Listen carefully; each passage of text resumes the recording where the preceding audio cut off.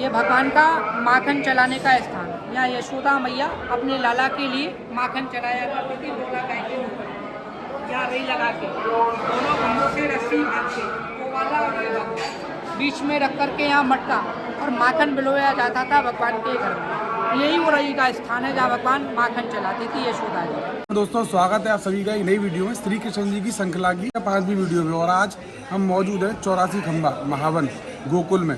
और यहाँ पर दो गोकुल में 2 किलोमीटर का डिस्टेंस है, यानी कि एक गोकुल जो नया बनाया हुआ है और एक गोकुल जो 84 खंबा माना जाता है। हम आज इस वीडियो में उसी डाउट को क्लियर करने वाले हैं कि कृष्ण जी बचपन में कहाँ पले बड़े थे। तो आज यहाँ 84 खंबा में ऐसा माना जाता है यहीं पले बड़े थे। और इस वीडियो में मोहन दीक्षित जी हमारा और आपका ये डाउट क्लियर करने वाले हैं कि बचपन श्री कृष्ण जी का कहाँ बीता था। तो आइए जानते हैं मोहन दीक्षित जी की वाणी से। देखो, तुम्हारी लीला यहाँ से प्रारंभ होती है ठाकुर जी की गौशाला से। ये नंद बाबा का गौशाला है। नंद बाबा के समय यहाँ 9 लाख गाय रहती थी। कहते हैं मथुरा का लड़की गोकुल का गाय, कर्म भाग्य फूटे दूसरे गांव को जाए। मथुरा का 24 लोग होता है चतुर्वेदी ब्राह्मण लोग, उनका लड़की का शादी मथुरा में ही होता है। इसी प्रकार यहाँ गोकुल की गाय का बिक्री नहीं होता है। भगवान टाइम में पहले 9 लाख थी, आज यहाँ कुछ गाय रहती हैं जो हमको अंत समय भवसागर वैतरणी नदी को पार कराने में हमारी सहायता करती है। हमारी गौ माता, बोलो गौ माता की जय। अंत समय भवसागर से पार होता है नहीं जब प्राणी, तो गौदान करता है पार होने के लिए, भवसागर से बेड़ा पार पाने के लिए। जो समय रहते ही गौदान करता है, वो गौदान करने का फल प्राप्त कर कामधेनु माता के अनुसार अंत समय भवसागर वैतरणी नदी को पार कर जाता है। जो नहीं कर पाता है वो अपने कर्म अनुसार अपनी पीड़ाओं को भोगने में लग जाता है। बोलो राधे राधे। गौशाला का व्यू ले लो थोड़ा। पहले भगवान टाइम थी 9 लाख, आज रहती है यहाँ कम से कम 250 गाय। जो गाय चलने में असमर्थ होती हैं वो तो यहाँ रह जाती हैं, और जो चलने में समर्थवान है उनको यहाँ के गोकुल के ग्वारिया गाय को चराने के लिए, भ्रमण कराने के लिए जंगल में लेके जाया करते हैं। बोलो राधे राधे। ये देखो यहाँ पर लिखा हुआ है गोविंद गोकुल आयो। ये साइड को देखते हैं, वसुदेव भगवान श्री कृष्ण रात्रि के 12 बजे चोरी छुपे यमुना नदी के मार्ग से टोकरी में बिठा करके कंस कारागृह से मुक्त करा करके भगवान श्री हरि कृष्ण को यमुना नदी पार करा के यहाँ गोकुल में लाए। लेकिन भगवान कृष्ण को लेके वसुदेव जी डूबने लगे, क्योंकि मैया यमुना ने अपना जल स्तर को बढ़ाया। भगवान वासुदेव डूबने लगे, कहने लगे, पुकार करने लगे, मैं डूबता हूँ तो मैं डूबूं, मेरे लाला को कोई लो, कोई लो, कोई लो। हारे वसुदेव करें पुकार, कैसे जामे यमुना पार। मैया यमुना महारानी एक पैर पे खड़ा होकर के 60,000 वर्ष तपस्या किया भगवान कृष्ण का चरण छूने के लिए।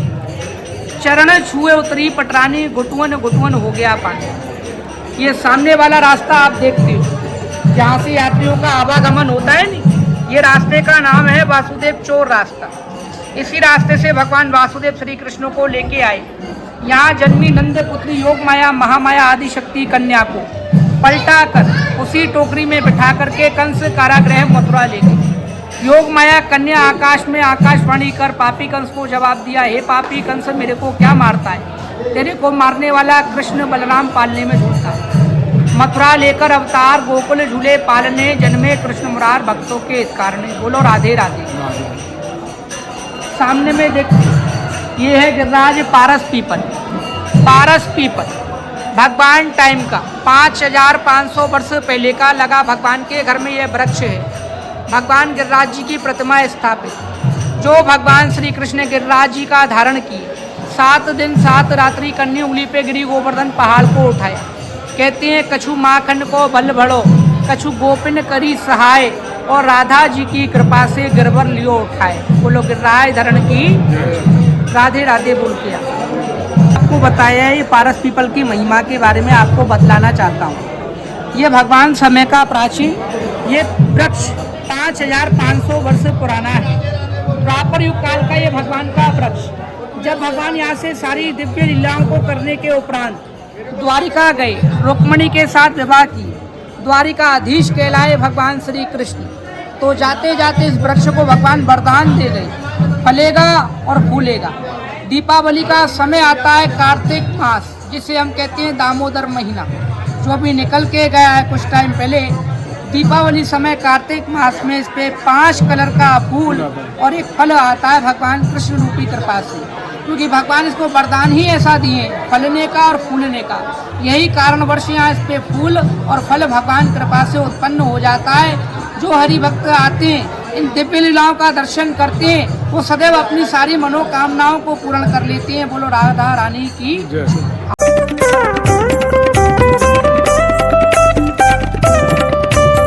ये देखो जहाँ आप खड़े हो, ये नंद बाबा का घर, नंद भवन 84 घर। यहाँ भगवान के घर में लगे ये दिव्य 84 घर।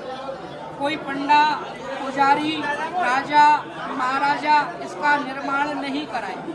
कराने वाले कौन हैं? भगवान श्री कृष्ण। और कराने का कारण क्या है?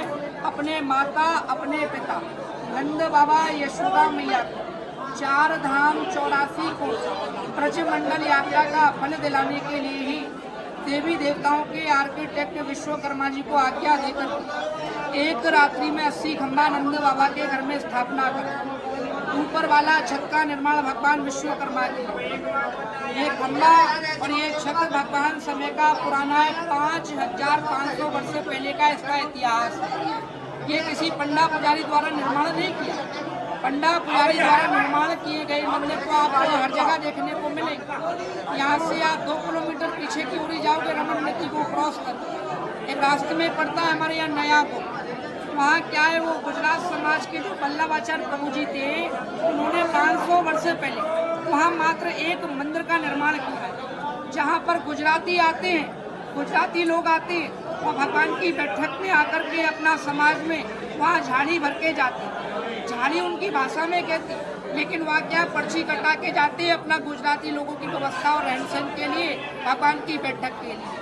लेकिन अभी क्या है, वहाँ हर घर में पंडा लोग अपना घर में 20 बाई 20 का हॉल बना करके ठाकुर जी की प्रतिमाओं को स्थापना कर एक प्राइवेट संस्था को प्रारंभ किया है। लेकिन जो ठाकुर जी के घर में चमत्कारी रूप ये 84 खंबे, ये कभी गिनती करने में 84 नहीं होता, ये कभी 83 होता है, 85 होता है, लेकिन 84 नहीं होता। कहते हैं 184 योनियाँ भोग कर मनुष्य योनि पाई, अब चेतता है तो चेत प्राणी, वरना फिर 84 आई। हमारा कर्म अनुसार ही 84 लाख बार जन्म होता है, 84 लाख बार हमको मृत्यु का प्राप्ति होता है। जो प्राणी इन 84 बंधनों से मुक्ति प्राप्त करना चाहता है, उसको क्या करना पड़ता है? ब्रजमंडल की 84 कोस पैदल परिक्रमा, ब्रजमंडल के 4 धाम यात्रा करनी पड़ती है, तब जाकर के हमको समस्त 84 लाख योनियों से मुक्ति का प्राप्ति होता है। हर प्राणी नहीं कर पाता, 352 किलोमीटर हर प्राणी नहीं चल पाता, क्योंकि कलयुग का समय, कागज का बाजार और समय का भाव माना जाता है। जो व्यक्ति माया रूपी है, धन है, दौलत है, वो गाड़ी से, घोड़े से, मोटर से, बाइक से यात्रा को पूर्ण करता है। लेकिन पूर्ण करने वाला कौन माना जाता है? वो ब्रजरज में नंगा पांव चलता है, पैदल यात्रा करता है। जो भगवान श्री कृष्ण बाल लीलाओं को अपने घर में, अपने मथुरा में, अपने वृंदावन में, अपने बरसाने में, अपने गोवर्धन में लीला किया है नंगे पांव। भगवान कभी चरण पादुका को धारण नहीं किया, सदैव नंगे पांव ही इस ब्रज पे रमण किया। भगवान लेटी लगा, भगवान ब्रजरज की माटी को खाया, भगवान यहाँ बाल लीला की। अकासुर, बकासुर, धेनुकासुर, पूतना, कालिया नाथ को जाके वृंदावन में मोक्षित हुआ। सभी राक्षसों का उद्धार भगवान श्री कृष्ण के हाथों हुआ। बोलो राधे राधे। यहाँ जो नंद बाबा के घर में छत है, ये जगह जगह से काली पड़ी है धुएं से। भगवान टाइम यहाँ 9 लाख गाय रहती, उस कारण यहाँ 9 लाख गायों का दूध कर्म किया जाता है। उस वजह से ये छत काली पड़ी हुई है। जगह जगह से हाथ लगा के आप देख सकते हो ये खम्बा, ये जो खम्बे हैं भगवान कृष्ण बाल अवस्था लूट लूट के माखन खाया, नाम माखन चोर रखा है। कहते हैं खाड़ी रह जा गुज और दे जा मेरो दान, तनक दही के कारण मैंने छोड़ा बैकुंठ। बैकुंठ बिहारी बैकुंठ लोग को छोड़ करके यहाँ गोपियों का माखन लूट लूट के चोरी करके खाया, इसलिए नाम भगवान का माखन चोर पड़ा। माखन खाया, हाथ नहीं धोया, हाथ कहाँ पहुँचा है? खम्बे से। ये खम्बा जगह जगह से चिकना पड़ा है, हाथ लगा के देखो, ये भगवान समय का ही चिकना। आप सोचो किसी ने इस पे कलर किया है, या इसको पत्थर मशीन आती नहीं, मार्बल वाली। आप सोचोगे इसको ग्राइंडर से छीला होगा, चिकना किया, ऐसा नहीं। ये छत भी भगवान समय की प्रत्यक्ष है और ये खंभे भी भगवान के समय के प्रत्यक्ष है। और प्रत्यक्ष को प्रमाण की आवश्यकता नहीं होती कि इस भगवान के घर को हो गया 5500 वर्ष। ये द्वापर युग काल का है। ये घर नहीं होता। जगत में, संसार में, इस विश्व में 3 धाम नहीं होते। जगन्नाथ, बद्रीनाथ, द्वारिका माना जाता है। ये गोकुल धाम 3 धाम का उत्पत्ति का केंद्र जड़ माना जाता है। एक पेड़ गोकुल लगा, डाल गई जगन्नाथ, फूल से फूला द्वारिका, फल लागा बद्रीनाथ। यहीं से भगवान अपना माता पिता का आज्ञा लेकर के 3 धाम का स्थापना किया है। हम लोग ब्रजमंडल आते हैं, ब्रज आने का साक्षी और फल हमको देने वाला बलराम है। द्वारिका का राजा भगवान श्री कृष्ण, कहती हैं मथुरा में मोहन और गोकुल में ग्वारिया, द्वारिका में राजा रणछोड़। भगवान के 3 नाम पड़े, लेकिन ब्रज में आकर के ब्रज का फल देने वाले Braj of the king Balram. देखी रे देखी बलदाऊ तेरी वाणी, दूध का दूध और पानी का पानी। यहाँ बलदाऊ जी की दिव्य वाणी का चमत्कार माना जाता है। बिना बलदाऊ जी के यात्रा भी पूर्ण नहीं हो पाती है। बोलो राधे राधे। अभी मैं आपको वह दिव्य 4 खंभों का दर्शन कराऊंगा जो भगवान ब्रह्मा जी ने लगाए, जिनको 4 युग माना जाता है। सतयुग, त्रेता युग, द्वापर युग और कलयुग। कहते हैं सतयुग में शिव जी बसे, त्रेता में श्री राम, द्वापर में श्री कृष्ण बसे, कलयुग में शैतान। कलयुग में शैतान का प्रभाव इसलिए देखने को मिलता है, भाई भाई से झगड़ा करता है, मदिरापान करता है, जुआ खेलता है, शराब पीता है। ये कलयुग का दुष्प्रभाव, ये आचरण होता है। लेकिन जहाँ 3 धर्मात्माओं के 3 योग माने जाते हैं, प्रभु के 3 दिव्य लीलाओं के 3 योग माने जाते हैं, जिसको बोलते हैं सर्वप्रथम सतयुग, जिसमें देव और असुरों में मिलकर समुद्र मंथन हुआ। दूसरा युग माना जाता है त्रेता, जिसमें सीताराम का उत्पत्ति हुआ, भगवान का जन्म। जब भगवान रावण का वध किए, संसार को समस्त असुरों और राक्षसों के भय से मुक्त किए।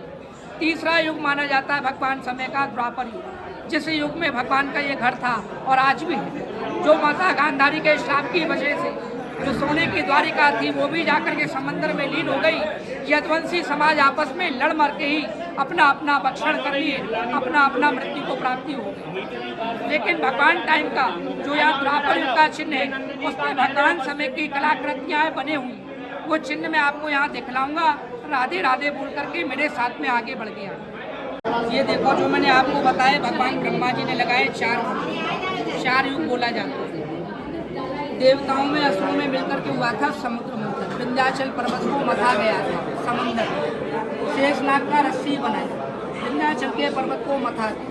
अमृत कलश का प्राप्ति हुआ। यहाँ ठाकुर जी का अमृत कलश का यहाँ आकृति बना हुआ है, आप देख सकते हैं। यहाँ ब्रह्मा जी का कमल है, भगवान ब्रह्मा जी का आसन, जिस पर भगवान ब्रह्मा विराजमान रहते हैं। इसको हृदय से लगाते हैं, सिमरी भगवान शंकर का आवाहन करते हैं, ओम नमः शिवाय का उच्चारण करते हैं, तो हमको एक धाम करने का फल प्राप्त हो जाता है, जिसको हम केदारनाथ धाम से जानते हैं। बोलो राधे राधे। ओम नमः शिवाय।